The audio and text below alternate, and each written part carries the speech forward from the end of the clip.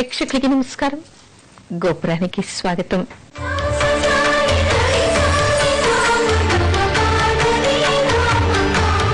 ఆకాశరాజు తొండమానుల జీవిత వృత్తాంతం ఏమిటి?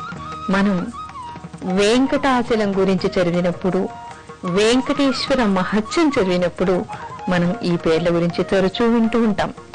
వీళ్ళ జన్మ వృత్తాంతం ఏమిటి, వీళ్ళు ఎక్కడ పుట్టారు అనేటువంటి విషయాన్ని కూడా మనం తెలుసుకోవాలి. అదేమిటి అంటే, ఈ వెంకటాచల ప్రదేశంలో పూర్వము సుధర్ముడు అనేటువంటి ఒక రాజు పరిపాలిస్తూ ఉండేవట. అతను చంద్రవంశపు రాజుగా ఉండేవాడు. ఆయన భార్య పేరు మనోరమాదేవి.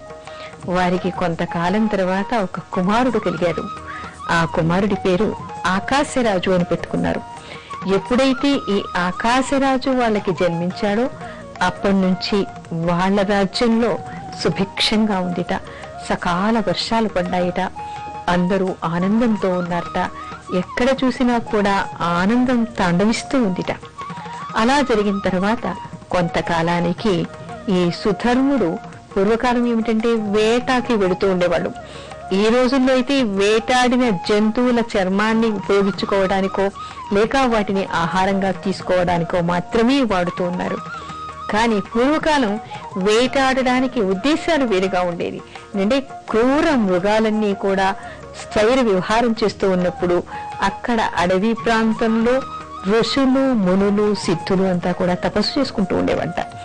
వాళ్ళకి ఎలాంటి హాని కలగకూడదని చెప్పేసి, ఆ ప్రాంతాలకి దుష్ట జంతువులు రాకూడదు అని చెప్పేసి రాజులు, అంటే ఆ దేశాన్ని ఏరేటువంటి రాజులంతా వెళ్ళి కూడా వేటాడి అక్కడ ఉన్నటువంటి క్రూరముగాన్ని సంహరిస్తూ ఉండేవంట. అదేవిధంగా ఈ సుధర్ముడు కూడా ఒకసారి వేటకి వెళ్ళాడు.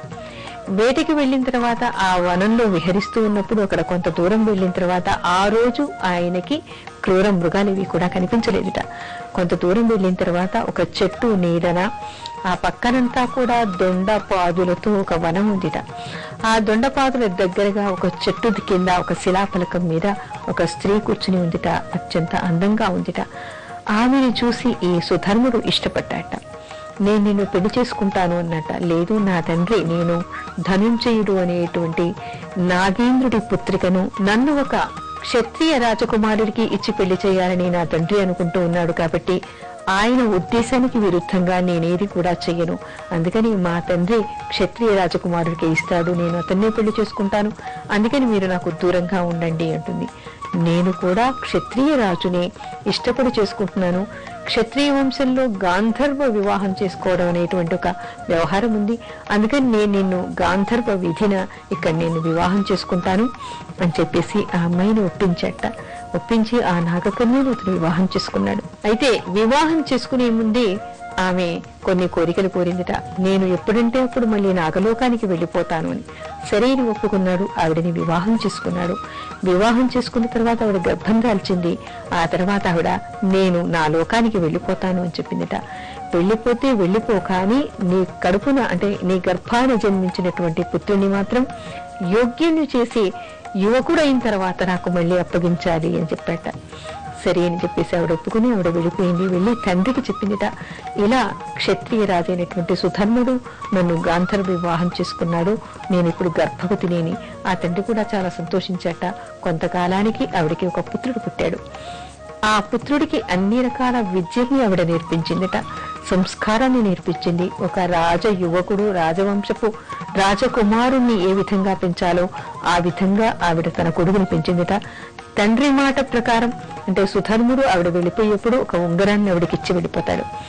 ఈ ఉంగరాన్ని మళ్ళీ ఆ కొడుక్కి తొడిగి గుర్తుగా పంపించమని ఆయన చెప్తాడనమాట. ఇప్పుడు నీకు యుక్త వయస్సు వచ్చింది, అందుకని చెప్పేసి నీవు నీ తండ్రి దగ్గరికి చేరాలి. ఆ తర్వాత రాజ్య భారాన్ని కూడా నువ్వు వహించాల్సినటువంటి అవసరం భవిష్యత్తులో నీకు ఏర్పడుతుంది. కాబట్టి దానికి సరిపోయినటువంటి విద్యని కూడా నీ తండ్రి దగ్గరికి వెళ్ళి నేర్చుకో. అందుకని నీవు నీ తండ్రి దగ్గరికి చేరమని చెప్పేసి ఆ ఉంగరాన్ని చేతికి తొడిగి కొడుకును పంపిస్తుంది. పంపించేప్పుడు మరో విషయం కూడా చెప్తుంది. వెంకటాద్రి పైన అక్కడ నీకు ఒక దొండ పాదుల వనం కనపడుతుంది.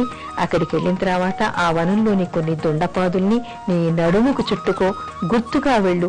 ఎందుకంటే మేము ఒకప్పుడు విహరించినటువంటి వనం అది కాబట్టి ఈ దొండపాదులు నీ నడుముకు చుట్టుకోవడం వల్ల, ఈ ఉంగరాన్ని చూడటం వల్ల నీ తండ్రి నిన్ను గుర్తిస్తాడు, నన్ను జ్ఞప్తికి తెచ్చుకుంటాడు, వెళ్ళమని చెప్పి కొడుకును పంపిస్తుంది ఆవిడ.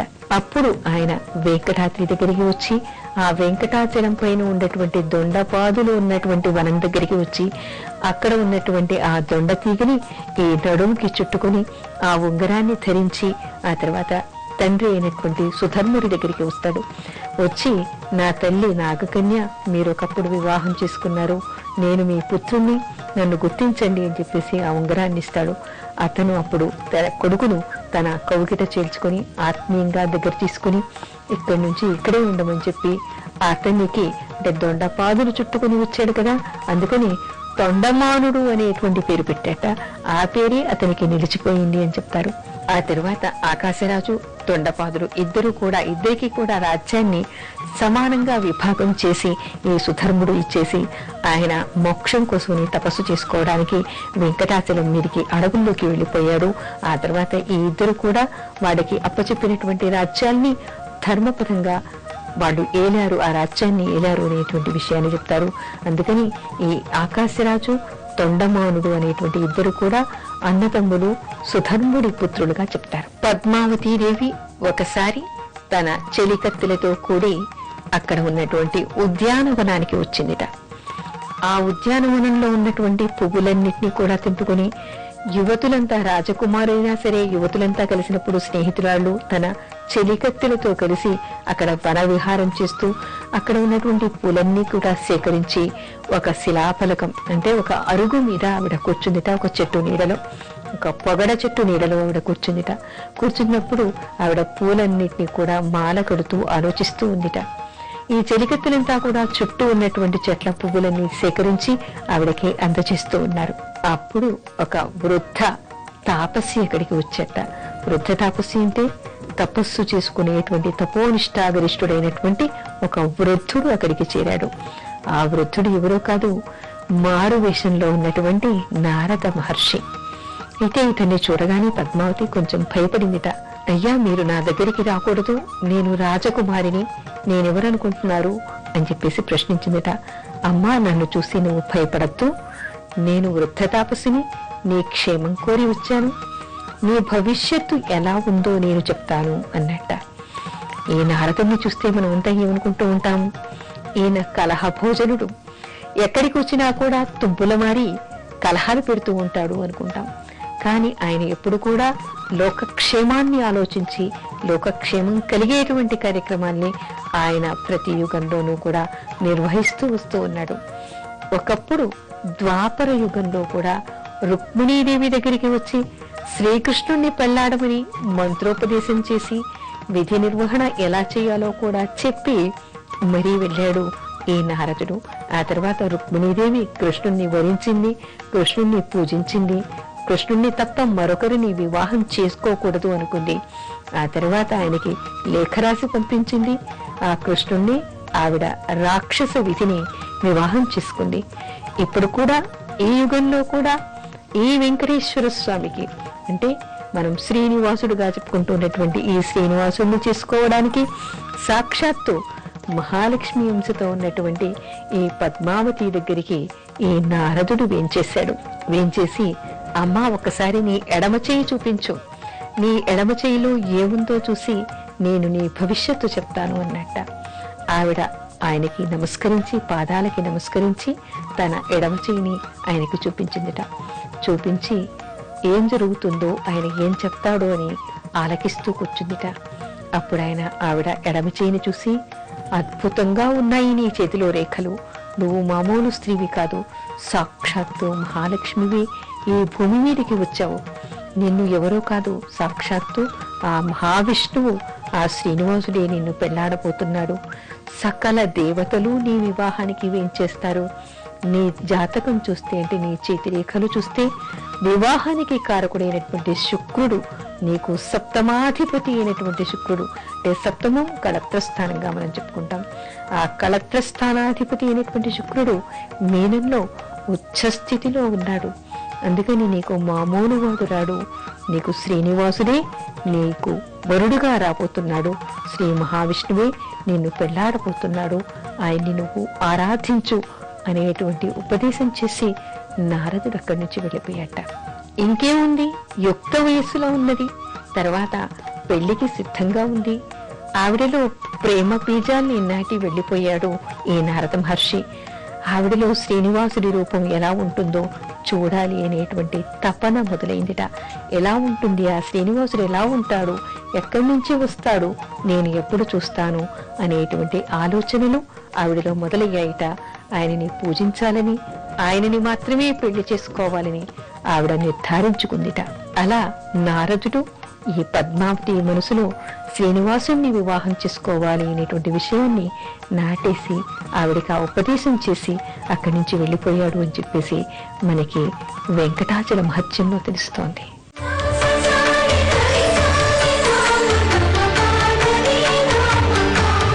శ్రీనివాసుడు పద్మావతిని ఎక్కడ చూశాడు అంటే, మొదటిసారి ఎప్పుడు ఎక్కడ చూశాడు, ఈ విషయం తెలుసుకోవాలని అందరికీ ఆసక్తిగా ఉంటుంది. ఈ పద్మావతి రోజు చెరికత్తెలతో వనవిహారానికి వస్తూ ఉండేదిట. ఈ శ్రీనివాసుడు కూడా ఏమిటంటే సాయంత్రం పూట వనవిహారానికి వెడుతూ ఉండేవట, వేటాడటానికి వెడుతూ ఉండేవట. ఒకసారి ఏం చేశాడు, ఆయన సామాన్యమైనటువంటి వ్యక్తిలాగా అలంకరించుకుని తలకి పాగా చుట్టుకుని ఒక గుర్రాన్ని ఎక్కి ఆయన వనవిహారానికి వచ్చాట. అలా వనవిహారానికి వచ్చిన తర్వాత కొంత దూరం వెళ్ళగానే కొన్ని లేళ్ల గుంపు ఆయనకి ఎదురుగా వచ్చి ఆయన్ని చూసి వంగి నమస్కరించి అక్కడి నుంచి వెళ్ళిపోయాయిట. ఆ తర్వాత మరికొంత దూరం వెళ్ళిన తర్వాత కొన్ని నాగేంద్రుడు అక్కడ కనిపించాయిట. అవి పడగెత్తి నమస్కరించి పడగ వంపుకుని అక్కడి నుంచి వెళ్ళిపోయాయిట. ఆ తర్వాత 2 పులులు కనిపించాయిట. ఆ ఘీంకరిస్తున్నటువంటి పులులన్నీ కూడా ఈయన గుర్రాన్ని ఈయనని చూసి తల వంచి అక్కడి నుంచి అడవిలోకి వెళ్ళిపోయాయిట. మరికొంత దూరం వెళ్ళేసరికి ఏనుగులు భయంకరంగా ఘీంకరిస్తూ వెళ్ళాయిట. అక్కడికి వెళ్ళగానే అవి కూడా తల వంచి నమస్కరించి పక్కకు తప్పుకున్నాయిట. ఆయన చిరునవ్వులు చిందిస్తూ వీటన్నిటినీ దాటుకుని కొంత దూరం అలా వెళ్ళాడు. వెళ్ళిన తర్వాత ఒక ప్రదేశానికి వెళ్ళేసరికి అక్కడ ఒక కన్యకామణి కనిపించింది ఆయనకి. అత్యంత అందంగా ఉంది, రమణీయంగా ఉంది, సాక్షాత్తు మహాలక్ష్మిలాగా ఉంది. అక్కడికి వెళ్ళాడు. వెళ్ళిన తర్వాత ఆవిడ దగ్గర పరిచయం చేసుకుని మాట్లాడుతూ ఉన్నట్ట, నేను ఆకాశరాజు కూతుర్ని, నేను రాజకన్యని, ఎవరితో మాట్లాడను, ఇక్కడికి నా దగ్గరికి రావద్దు అంటుంది. అయినా నారదుడు ఆవిడ మనసులో నాటినటువంటి బీజాలు ఉన్నాయి. ఆ శ్రీనివాసుడి రూపు ఆవిడికి ఎక్కడో మనసులో గోచరించింది. ఇతనేనేమో అంటూ చూసిందిట. ఈ లోపల చెలికెత్తెలు ఇక్కడికి వచ్చాట. ఎవరయ్యా నువ్వు, ఎందుకు వచ్చావు ఇక్కడికి, మా రాజకుమారిని చూసి ఏం చెయ్యాలనుకుంటున్నావు, ఇక్కడి నుంచి వెళ్ళిపోమన్నట్ట. అతను చిరునవ్వు నవ్వుతూ అక్కడే నిల్చున్నాడు. ఏదో తల వంచుకుని నిల్చుంది. లేదు, ఇక్కడి నుంచి వెళ్ళిపోవాలి అంటారు. వెళ్ళకపోతే ఏం చేస్తారు అంటే రాళ్లతో కొడతామని చెప్పేసి ఆయన గుర్రాన్ని రాళ్లు విసిరి బాగా చెల్లాచెదురు చేసి గోల చేశారట ఈ అమ్మాయిలంతా. ఇక్కడెందుకు, నీకు ఇక్కడేం పని, అల్లరి ముక్కలు వస్తుంటాయి, పదా వెళ్ళిపోతామని చెప్పేసి పద్మావతి చేయిపుచ్చుకుని ఆవిడ్ని బలవంతాన నడిపించుకుంటూ ముందుకు వెళ్ళిపోయారట. ఆవిడ వెనక్కి వెనక్కి తిరిగి చూస్తూ ఈ శ్రీనివాసుడి ముఖాన్ని చూస్తూనే వెనక్కి మరలి తిరుగుతూ శ్రీనివాసుని చూస్తూ వదలలేక అక్కడి నుంచి ఆవిడ ముందుకు వెళ్ళిందిట. ఆ శ్రీనివాసుడు మైమరిచి ఆ మహాలక్ష్మిని చూసిన సంతోషంలో అలాగే స్థానుపోయి కాసేపు అక్కడ నించుని చిరునవ్వు నవ్వుతూ అక్కడి నుంచి ఆయన కూడా కదిలిపోయాట. అలా వాళ్ళ మొట్టమొదటి సమాగమం ఒక ఉద్యానవనంలో జరిగింది అనేటువంటి విషయం కూడా మనకి వెంకటాచల మహత్యంలో తెలుస్తోంది.